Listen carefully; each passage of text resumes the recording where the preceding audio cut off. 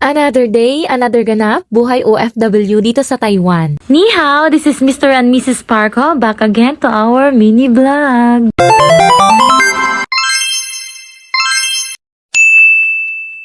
For today's ganap, maaga kaming lumabas ng bahay. Hindi para magluto doon at mag-breakfast, kundi magti-test flight kami sa drone na nabili ng asawa ko for me. Charot! Madaling araw nga kami umalis ng bahay, around 4:30 AM. So mabilis nga magliwanag, kaya kahit madaling araw pa lang, medyo maliwanag na. Kaya sabi ng asawa ko, agahan daw namin yung pagpunta sa dagat para makita namin yung sunrise. So madaling araw pa lang to pero maliwanag na yung kapaligiran. Pero ang totoo niyan, excited talaga siya magpalipad ng drone. So baka isipin nyo, hindi na kami natulog. Natulog naman kami, nagising lang kami ng mga 2:45. Pagising namin, inayos lang namin yung mga gamit na dadalhin namin. Hindi na nga kami nag-breakfast sa bahay, dumaan na lang kami ng 7-Eleven para bumili ng tinapay at kape. Yun na lang yung kakainin namin sa dagat. Sa bahay na lang kami magbe-breakfast, total sasaglit lang naman kami dito sa may dagat. Papanoorin lang namin yung sunrise. Pero parang na-late na kami kasi maliwanag na, nakalabas na yung araw. Pagdating namin sa lugar, nadatnan namin sila lulo at lula na nagsusumba na. 5 AM na nga to ng umaga at maliwanag na. Dito nga kami madalas mag-overnight ng mga friends of friends namin. Pero may signage na bawal na mag-overnight dito. Hindi ko alam kung bakit. Siguro dahil under construction siya. Masyadong malawak na kasi yung kinain ng dagat sa lugar. Ano daw? So, pagdating namin, maliwanag na. Hindi na namin nakita yung sunrise. Kaya sinet up na agad ng asawa ko yung drone dahil excited nga to magpalipad. So, siya muna yung magtitest. Dahil pag ako ang nagtest niyan, baka tumambling-tambling muna yan bago lumipad.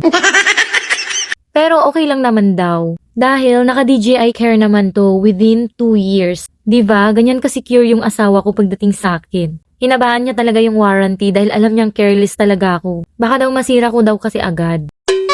So, habang nagtitest drive yung asawa ko, dumating yung mga lula at lulo na nagsusumba dun sa taas kanina para mamulot ng basura sa gilid ng dagat. So, balik tayo dito sa test flight ng DJI Mini 5 Pro. Ito yung pinaka nagustuhan ko dito sa Mini 5 Pro, yung tracking mode niya. Yung isa-set up mo lang siya tapos susundan ka na niya kahit saan ka pumunta. In short, may taga-video na ako. So, as solo vloggeries, wala kang aasahang taga-video sa'yo kundi magkusa ka. Kaya kung mayroon kang pera, bumili ka ng drone para may taga-video ka. Charot. Madami pang magagandang features tong Mini 5 Pro. Ipapaliwanag ko yan isa-isa sa ibang video. Tsaka hindi ko pa siya nakalikot at hindi pa ako nakapag-test drive kaya hindi ko muna masasabi. Pero maganda talaga siya kasi hindi ka mag-aalala kung mabubunggo siya dahil may mga sensor siya bawat gilid. So napagod na yung drone pilot ko kaya nagpahinga muna siya. So habang nakaupo kami sa may mga bato, lumapit sa amin si Lolo at nagpaalam siya kung okay lang daw ba na picturean niya yung drone namin. So sabi namin sa kanya, okay lang Lolo, gusto mo ba ang hiramin? You can try. Pero sabi niya, hindi pipicturan ko lang, okay na ako doon. Kaya sabi ko sa asawa ko, palipurin mo siya ng kaunti para mapicturan niya ng maayos at maganda. At tuwang-tuwa nga ang Lolo. Pagkatapos nga magpicture-picture ni Lolo sa drone namin, nagpasalamat siya at umalis na rin. At kami naman, ginayak na namin yung mga gamit namin at uuwi na rin kami sa mga oras na to dahil sobrang init na dito sa labas. And that's it for today's mini vlog. Salamat sa pakikinig at panunood. Bye!